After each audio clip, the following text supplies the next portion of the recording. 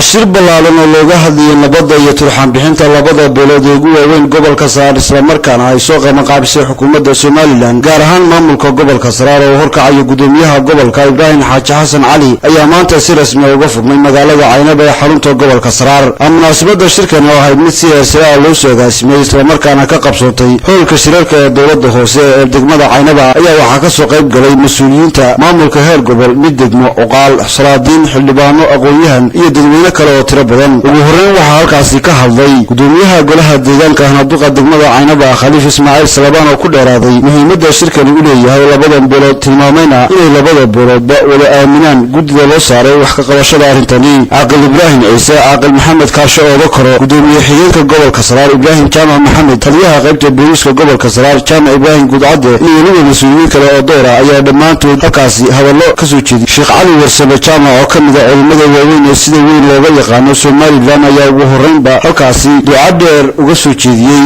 labadan beelood ee turxaan bixinta laga dhex wado. marka ugu horeysa halkan waxaan ku salaamayaa ku soo dhaweynaya dadka sharafta ee halkan isugu yimid. ilaahayna waxaan ka baryayaa inuu ilaahay ka dhigo madan khayr leh ilaahay ka dhigo oo wixii ilaahay jiray kuwa uu ilaahay subhanahu wa ta'ala ku xalliyo ilaahay subhanahu wa ta'ala inuu ka dhigo qadiyadan maanta isugu nimi ilaahay subhanahu wa ta'ala ku xalliyo dhibaatadii maartay mesela wixii Cabdiraxmaan Qodax Jaamac oo isna halkaasi ka hadlay ayaa sheegay inaanay ahayn markii ugu horeysay ee shir noocan oo kala ah isla markaana looga hadlayo nabadgelyada iyo turxaan bixinta labada beelood la qabto. waxaana uu soo jeediyay labada beeloodba inay is-aaminaan isla markaana ay ku quracaan sidoo kale guddida loo xirsaaray. ciidda tan aanay ku abuurnayn xaaladahooda iyo khilaafaadka iyo waxyaabaha kala gaargaaray waxyaabaha la kala tirsanayo arrinta la rabo in halkaa lagaga daweeyo ayaa wax aada iyo aada loogu diirsado ah. taasaan u soconnaa, taasaan usoo faydanay, taasaan ilaahay ka baryaynaa inuu noo xaqiijiyo oo sida san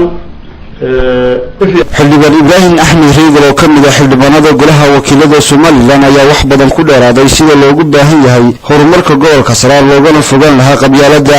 haydeen sakhro taas waxa weeye mahadnaq ilaahay kadib taasuna waa fogaadeen anigoo jaaniska ka faa'iideysanaya waxa aniga maanta ii ah nasiib wanaag alxamdulillahi rabbil caalamiin inaan soo taagnaa Caynaba oo tuulo ah aan fasax ku iman jiray anigoo ardaya. waxaan soo taagnaa iyadoo degmo ah,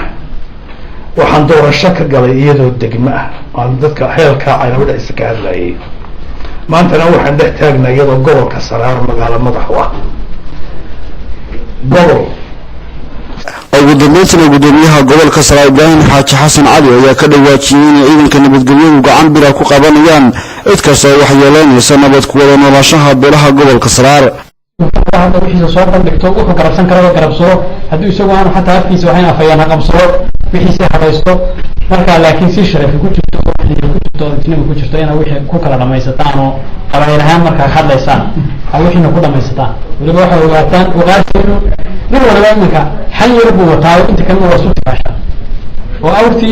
awrtii kale ka ilaashin jirtay saa ugu wareegi jirtay dawladana ogaash anigu waxaan مسؤول يعني علم مسؤول هذا غير مسؤول لكن كان تركي كان أول شيء كان ما يسوي ما كان يقعد يسكح عنده سؤال عليك أفر تعاطى ليش أنت عادل هذا يسكح عنده يا هذين كان يسوي تسال محاول حل الله وحاجة من غير فما فكان برنامج كان وقف فوق من كرتها قواتها سنتين توقف كان برنامج المسؤول يسكح احترامه يدور لسقدرين يدور لساحترام يوحي الله والله نور يوحي سوى لما يستقال بشرف ترى أيها كان خير رام قاب حاجة شرف وامتحان له وحسي كله وحسي وحياة وحكى شرف رام وإيش في آخر si kastaba ha ahaatee maaha markii ugu horeysay ee shir noocan oo kale ah lagu qabto magaalada Caynaba balse waxaa bilihii la soo dhaafay gobolka Saraar ka soconayay shirar kala duwan kuwaasi oo lagaga wada hadlayay horumarinta gobolka Saraar. Maxamed Aadan Dirir, telefishinka caalamiga ah.